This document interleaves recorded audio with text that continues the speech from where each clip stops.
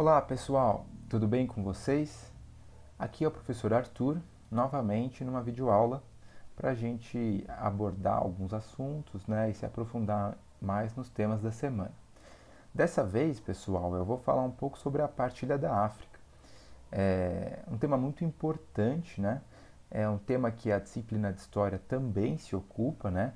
Mas para nós da geografia se trata de um assunto, né, de muita relevância, né? Não somente porque trata-se da repartição do continente africano, né? Então, da organização do espaço do continente africano, mas também porque essa repartição, essa divisão em diversos territórios, em diversos domínios, ela tem influência até hoje, né? Então, para a gente compreender as dinâmicas dos países africanos, as características diferentes entre eles, né? Os conflitos, né? A gente tem que passar por esse momento histórico, né? Entender o que foi a partilha da África, né? Por isso que a gente vai se ocupar dele hoje. De início, a gente pode começar observando essa charge, né? A gente pode notar, através da observação, que nós temos um grupo de senhores, né? Sobre uma mesa, um senhor ao centro, e no centro da charge, né? Bem em posição central, né? Tem um bolo. E nesse bolo está escrito África, né? Por se tratar de uma charge francesa, né? A África está escrito em francês. E esse bolo está dividido em pedaços, né? E tem um senhor que está mais ao centro, né? Representando o chanceler da Alemanha, né? Do Império Alemão, Otto von Bismarck, que parece que está indicando os pedaços do bolo e está mediando as negociações, né? Quem vai ficar com um pedaço maior, quem vai ficar com um pedaço menor. Essa charge, pessoal, é como se fosse uma sátira, né? Uma metáfora da chamada Conferência de Berlim, né? A Conferência de Berlim foi a reunião dos representantes das grandes potências europeias, dos países mais desenvolvidos da Europa no final do século XIX e início do século XX, para discutirem como seria o domínio da África, né? Então, na verdade, a África é metaforizada aqui, aparece como metáfora na forma de um bolo, que poderia ser dividido em pedaços maiores ou menores, de acordo com a vontade de cada potência, de acordo com o poderio de cada potência, né? Então se trata de uma sátira mesmo, né? De certa forma de uma metáfora desse processo. A gente vai entender isso a fundo no decorrer dessa aula, mas é importante que vocês gravem essa charge, né? Essa metáfora da África como um bolo, para a gente compreender melhor esses acontecimentos. Pois bem, pessoal, eu inicio a minha explicação para vocês pedindo para vocês também observarem este mapa. O que é este mapa? Ele retrata, né, ele faz uma projeção dos grupos étnico-linguísticos presentes no continente africano. Né? O que é um grupo étnico-linguístico? É um grupo que se identifica através de uma mesma linguagem, né? Através de um mesmo dialeto, através de um mesmo modo de vida, né? De uma cultura semelhante, né? Por vezes através dos mesmos rituais religiosos também, né? Às vezes até por algumas diferenças físicas, né? Eles têm uma identificação entre si. E se a gente notar o tamanho das divisões que esse mapa contém, né? Os diversos territórios separados contidos neles, né? A gente pode notar que a África possui uma grande pluralidade desses grupos, né? Uma grande diversidade de povos, né?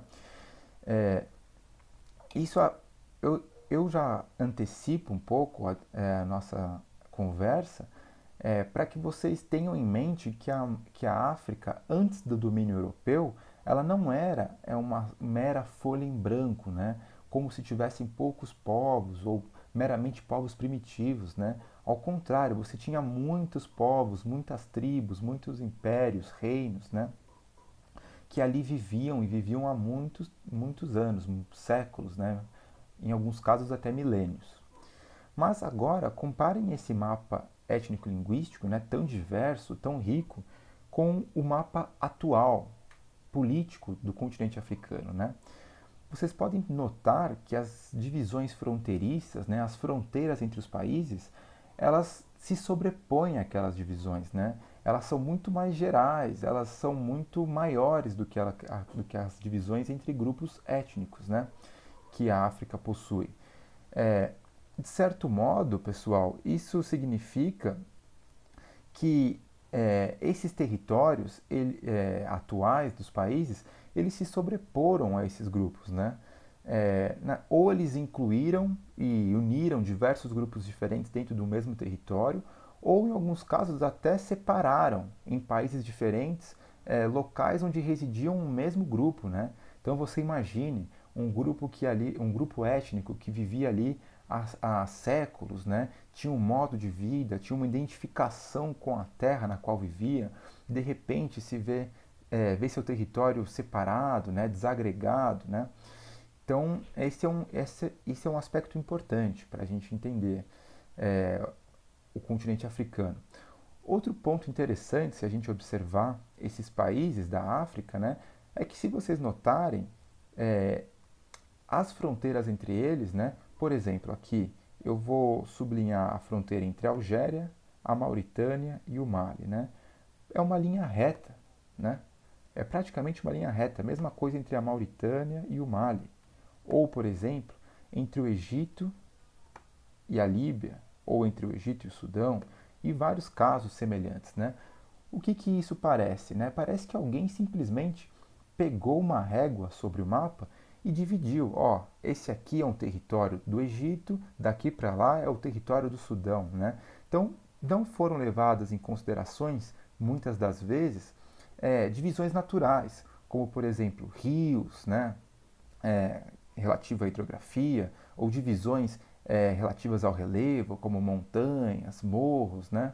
Enfim, parece que foi algo feito de modo externo, né? Como um agente externo tivesse simplesmente pego o mapa, traçado as divisas, sem levar em consideração os grupos que ali viviam, as características geográficas, as características físicas, né? Sociais, culturais, enfim. A partilha da África, pessoal, é um momento que a gente vai é, conseguir compreender melhor como que daquela configuração anterior da África, né, com seus diversos povos em cada território, vivendo de uma certa maneira, foi unificada nos presentes países. Né? Tem como resultado a atual configuração política, ou seja, atual modo de ser dos territórios, né? Os limites territoriais. Para a gente reforçar a ideia de que a África não era uma folha em branco, né? Um continente vazio antes do neocolonialismo europeu, antes da partilha da África entre os países europeus, eu trouxe aqui um mapa dos reinos e impérios do continente africano, né? A África é um continente com várias civilizações muito importantes e milenares, pessoal. Por exemplo, se vocês observarem aqui onde eu estou com o mouse, né, era onde se localizava a antiga civilização egípcia, que vocês já devem ter ouvido falar através das pirâmides, né, através daquela linguagem que eles escreviam nas paredes, os hieróglifos, né, os grandes imperadores egípcios, que remontam a milhares e milhares de anos, né, de 2 a 3 mil anos antes de Cristo. Né? Pois bem, pessoal, também o Império Cartaginês, né, que foi um império que foi foi agregado pelo Império Romano, também algo milenar, né, anterior a Cristo, né, muito antigo. Mas eu ressaltaria para vocês três impérios muito importantes da África, né, que são um pouco mais recentes, né, anteriores à dominação europeia da África, que seriam o Império de Gana, o Império de Mali e o Império de Songhai. Aqui onde eu estou basicamente passando a caneta, né, passando o mouse. Eram impérios que se desenvolveram entre os desertos do Saara, que fica aqui na região norte da África, e o deserto do Kalahari, que se situa aqui no centro-sul africano, né? Entre esses dois desertos, você poderia observar na época, né, uma intensa atividade comercial entre os povos, né? E devido a essa intensa atividade comercial, alguns povos desenvolveram grandes riquezas, acumularam riquezas, né? E isso fez com que surgissem esses impérios. Muitos desses impérios, né, muitos desses comerciantes que circulavam entre esses impérios ou entre algumas outras regiões tribais, né, eles também entravam em comércio com os europeus, né, através do mar Mediterrâneo. Então ali, né, você tinha uma dinâmica comercial muito grande. É interessante notar que esses impérios africanos, como eu citei o do Mali, o de Gana e o de Songhai, né, que se deram sucessivamente na história, né, primeiro de Gana, depois o do Mali e por fim o Império do Songhai, eles eram impérios com grande sofisticação, né? Você tinha atividade de mineração, de metalurgia ou atividade agrícola, né? Muitas técnicas que os europeus até desconheciam, né? Então, você tinha civilizações que atingiram uma certa tecnologia interessante, uma certa sofisticação, não somente na área técnica, né? Mas também às vezes em concepções filosóficas, né? Concepções teóricas, né? Interessantes. Então você tinha essa diversidade de impérios e reinos e até algumas tribos que não se estruturavam como reinos e impérios, né?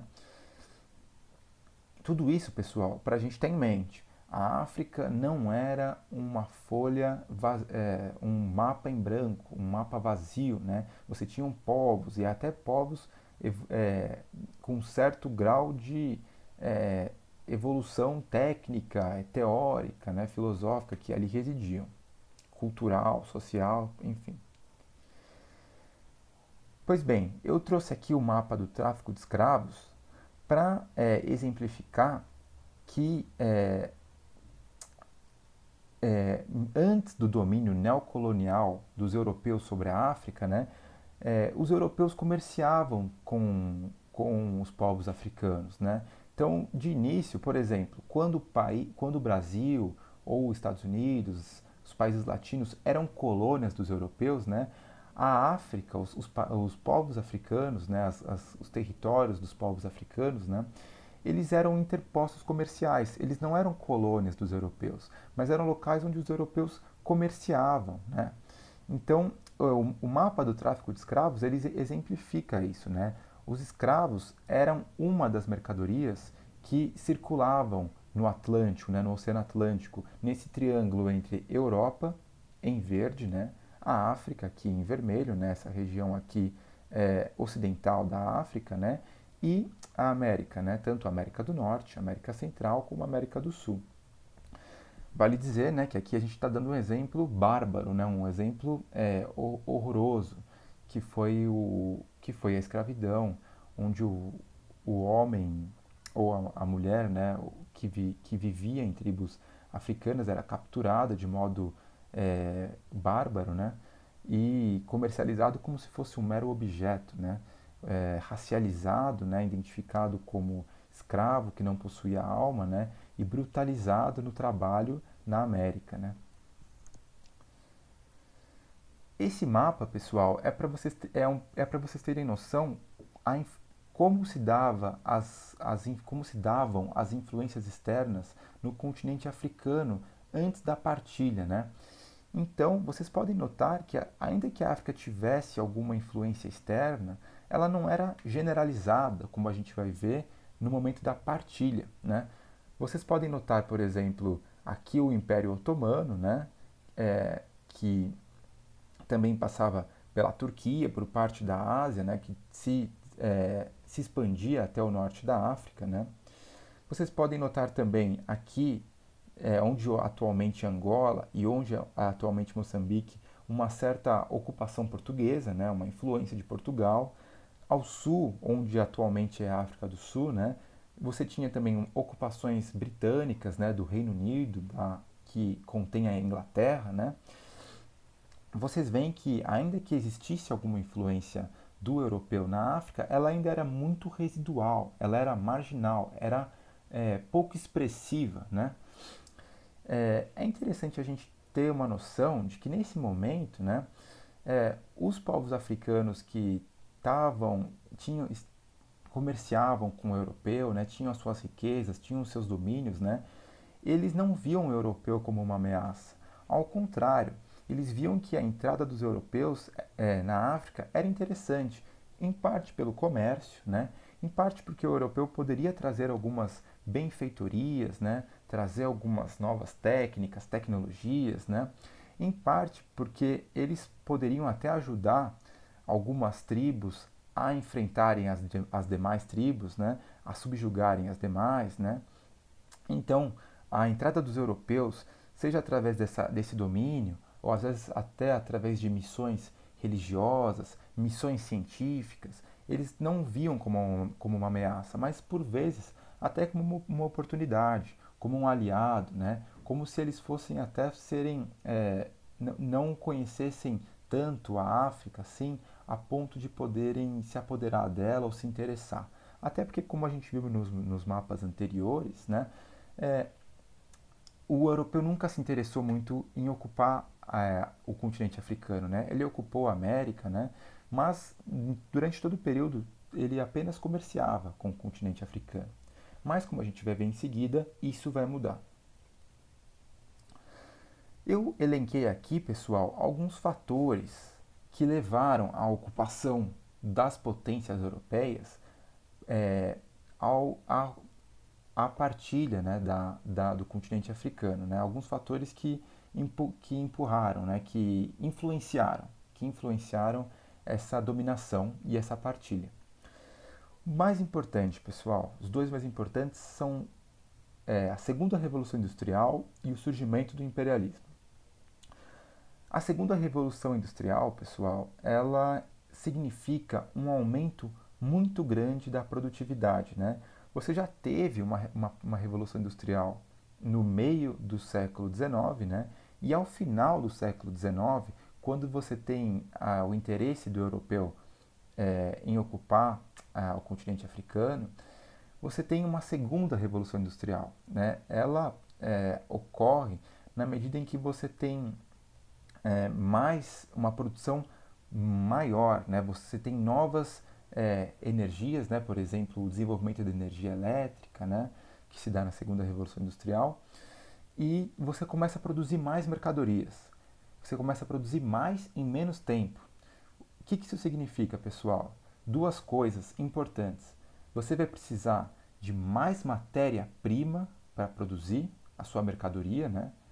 E você vai precisar de maior mercado consumidor. Você vai precisar de mais consumidores pelos quais, né, através dos quais vão consumir o que você produziu, né? Você precisa de um mercado garantido que vai comprar as coisas que você consumiu. Isso faz com que a gente entenda o fenômeno do imperialismo, né? Porque como você tem diversos países que começam a se industrializar, né? Além do Reino Unido, né? Da Inglaterra, da França, que já eram países que tinham se industrializado, você tinha também, por exemplo, a Alemanha, né? A Itália, que estava começando a se industrializar. Para esses países conseguirem as suas matérias-primas e para conseguirem vender os seus produtos, eles tinham que dominar alguns mercados, eles tinham que dominar alguns países, como se esses países fossem obrigatoriamente servir as suas matérias-primas que eles necessitavam e fossem comprar os produtos que eles produziam em escala cada vez maior, em número, né, em massa cada vez maior. Por isso, pessoal, que se tornam impérios praticamente, porque eles começam a dominar, né? Seja diretamente, como a gente vai ver no caso da África, seja indiretamente, várias outras regiões, vários outros países, né, territórios, para que eles comprem e vendam o que são do seu interesse, né? Esse momento histórico ele fica conhecido como neocolonialismo, né? Porque neo significa novo. Então não é o colonialismo que a gente viu nas Américas, né? Se trata de um colonialismo renovado, né? Na qual as grandes potências europeias vão ter grande influência, né, até domínio direto sobre esses países, para que eles consigam conseguir as matérias-primas das quais necessitam e vender os produtos que eles estão produzindo em número, em escala cada vez maior, devido à Revolução Industrial, no caso, a segunda Revolução Industrial. Mas você tem também, pessoal, diversas outras justificativas, né? Por exemplo, existiam muitas justificativas científicas. Lembrando que nesse momento histórico, né, a ciência ainda tinha um grande resquício racista. Ela era dominada por teorias racistas, nas quais o homem branco se via como superior, né? Você tinha também justificativas religiosas, nas quais o cristianismo deveria ser levado para para esses povos, né, que às vezes cultuavam deuses tribais, né, deuses relacionados à natureza, né.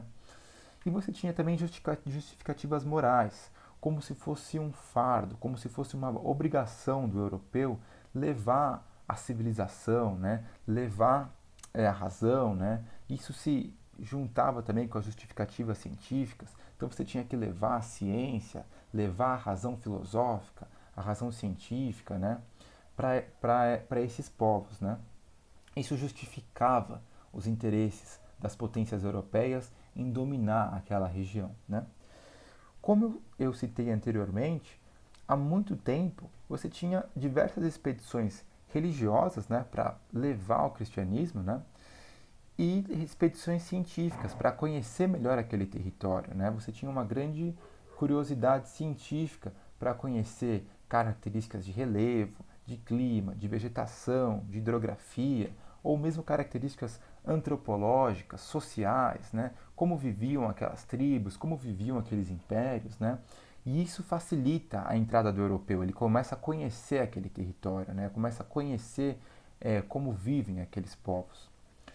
E outro fator importante, né, são as diferenças internas desses povos, né? Como eles possuíam grandes rivalidades entre si, eles não se viam como povos com características em comum, por mais que eles possuíssem muitas semelhanças, né? Mas eles se viam como rivais, disputando territórios, um tentando subjugar o outro, né? Tentando dominar o outro. E isso é diferente, por exemplo, do europeu. Ainda que o europeu também rivalizasse entre si, ele se via, por exemplo, como cristão, né? Ele se via como civilizado, ele se via como dotado de razão, alguém que conseguia pensar através de argumentos científicos, argumentos lógicos, né? Então o europeu se via, de certa forma, como semelhante, como alguém como um grupo em comum, né? E os povos africanos, as diversas tribos, os diversos reinos, né?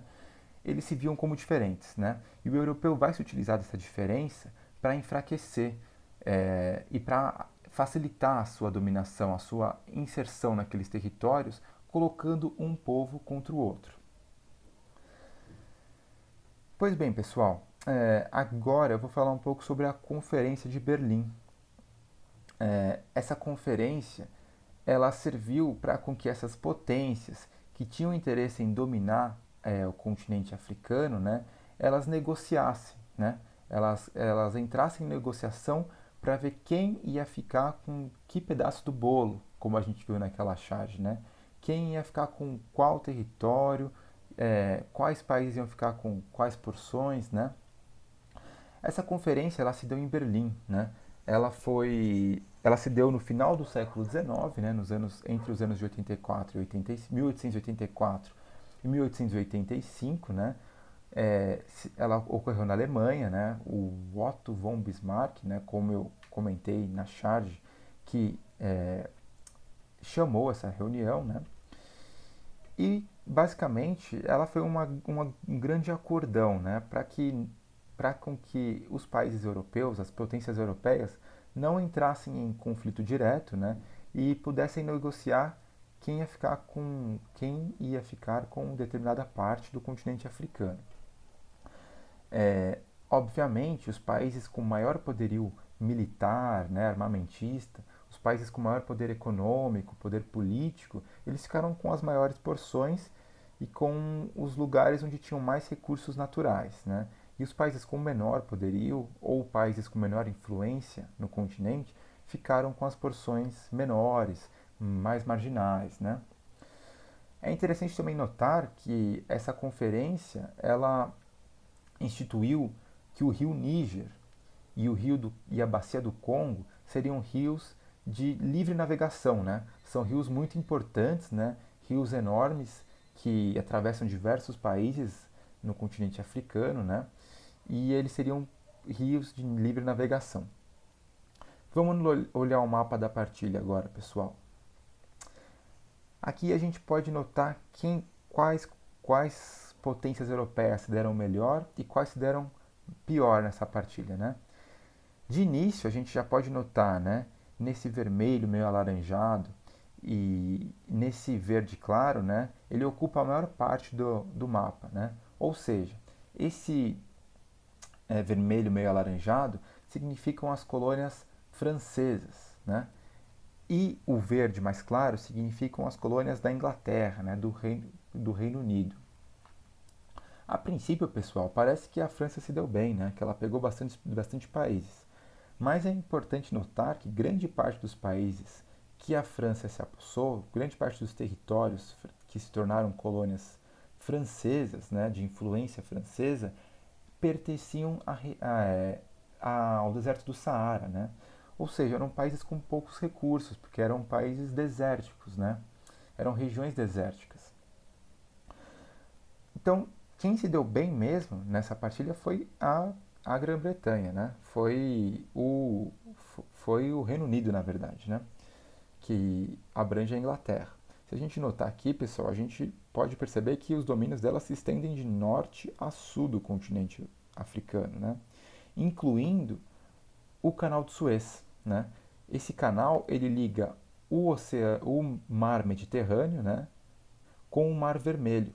Era muito importante essa conexão pra, para o Reino Unido, né?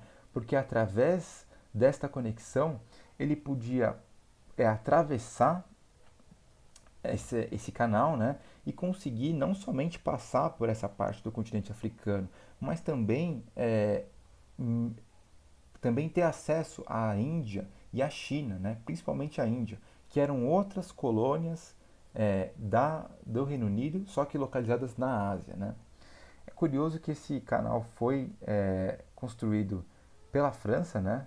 Foi financiado pela França junto com o Egito, mas depois a Inglaterra adquire parte dos direitos, compra parte dos direitos, né?